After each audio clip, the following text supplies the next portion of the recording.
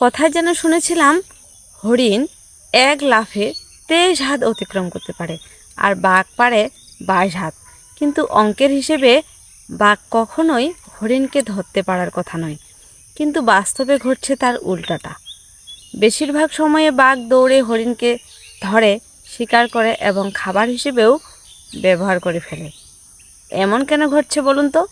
কারণ হরিণ দৌড়াতে দৌড়াতে বারবার পিছন ফিরে তাকায়, এটি দেখার জন্য যে বাঘ তার থেকে কত দূরে আছে।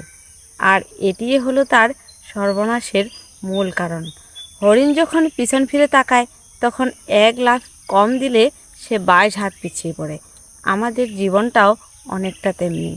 আমরা যখনই সামনে এগিয়ে যেতে যেতে পেছন দিকে তাকাই তখনই আমাদের সফলতা পাওয়াটা কঠিন হয়ে পড়ে। তাই আমাদের পেছনে কে কী বলল তা কেউ শুনবেন না। পিছনে যে ভুলগুলো আপনারা করেছেন তা ভেবে ভেবে সময় নষ্ট করবেন না, বরং সেই ভুল থেকে শিক্ষা নিয়ে সামনে এগিয়ে চলুন।